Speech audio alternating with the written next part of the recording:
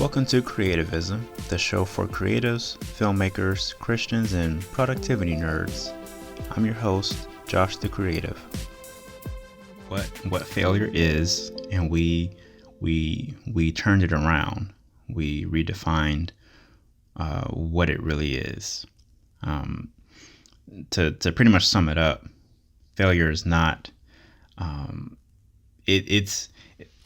Failure is a learning process. It is an opportunity to see what went well, what didn't go well, and how do we move on from that? How do we learn from that and bring it to our next project, our next level?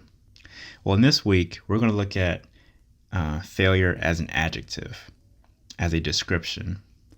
So for me, I would define this kind of failure as discouragement of previous instances when we didn't succeed. So what I want to do with this is first start off by sharing my personal experience with feeling like a failure. So I've had this sort of expectation of like perfectionism, and it's like, for me, it's if I do something and one little part is wrong, then I didn't do the whole thing correct. Or I have the mindset of I have to succeed all the time. Recently, it was just a few months ago now. I've had to change the oil for my car and my wife's car. Now, I didn't have all the tools that I was used to having at my parents' house. Like, my dad worked on cars and stuff, so he pretty much had anything I needed to jack the car up, change the oil, wham, bam, thank you, ma'am. But I didn't have all that, so I had to work with a little to do a lot, and it was very difficult.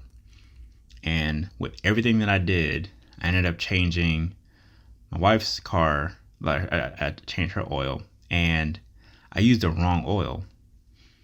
And I was gonna just give up and wait till I came back from work to work on it. And she was like, "No, you have to work on this now. Like, I'm not gonna be stuck at home." Anyway, hitting those bumps, those hiccups in that process, because I hit a few of them, it was really discouraging, and I felt like garbage. Like, I felt like a failure, to the point where it was hindering me from even wanting to fix it and finish it. I've also felt like a failure working on my film business. It felt like I wasn't succeeding, or I wasn't getting anywhere with it. And it was discouraging because I wasn't seeing results with the thing that I was working on and working towards. And that like discouragement, that feeling of failure made it difficult to try again, made it difficult to press on, to press forward. Now, in retrospect, in that context, I realized that a lot of those things happened the way they happened because I wasn't called to do that. But in the moment, like in those moments of trying, I felt like boo-boo, like I wasn't doing what I was supposed to be doing, or I just sucked at trying to do this. I was reading this book, Evangelism for the Rest of Us. I forgot the author's name. His name always escapes me. But there was a section where he talked about what would Jesus do, and also what Satan would do.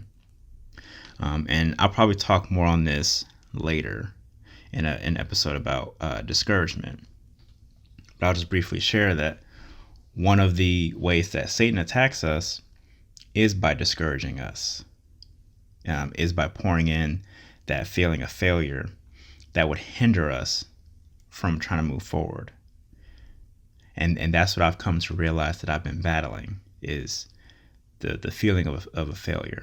And my wife has to tell me, like, "Josh, you are not a failure. Like, yeah, you messed up. Yeah, you broke the mirror. Yeah, you put the wrong oil in the car, or you left the door unlocked 3 or 4 times, and I had to walk around with a knife because I was scared. But you are not a failure." And those words Like, her telling me that is huge. And like, I don't realize until she says it that I have to hear that, because I'm battling that. And I'm still working on shutting that out, praying over that mindset to you know, detach from me, because if I'm going to move forward in my calling that God's placed on me, I can't think in a failure mindset. I have to think in a success mindset. So what I want to do now is make a few points on how we can overcome that failure mindset.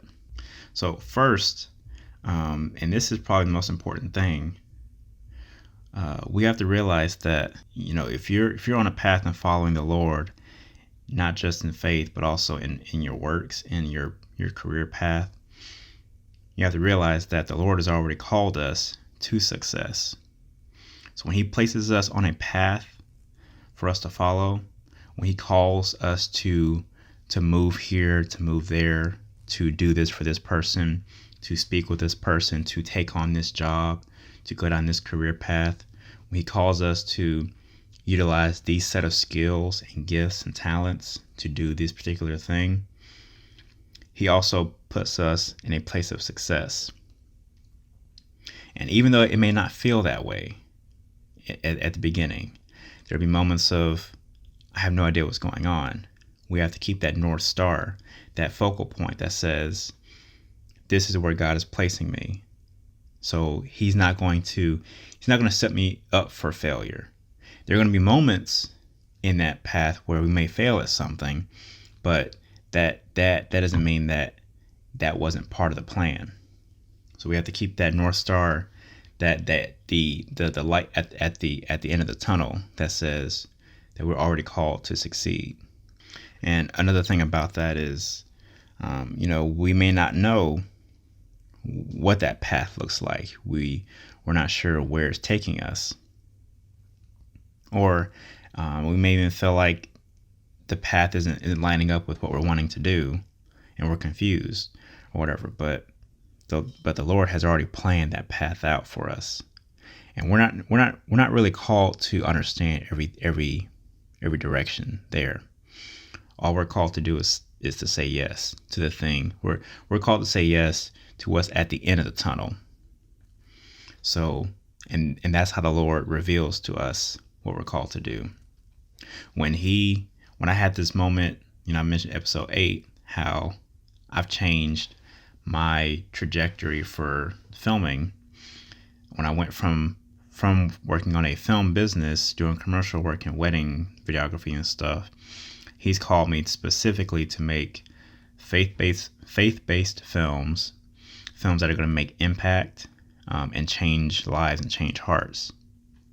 That's the end of the tunnel. Like making big budget movies that have that particular goal, that's at the end of the tunnel. But he didn't tell me exactly what to do for every step. And that's okay. Because if we focused on every step and trying to figure out, is this the right thing? Is that the right thing? It's going to deter our focus. We're going to lose our focus.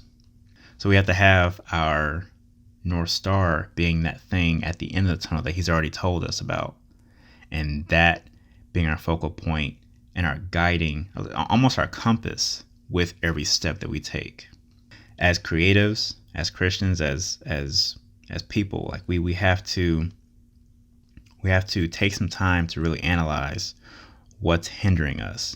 The enemy is always at work, always at work. And if he's not at work, he's already done his job.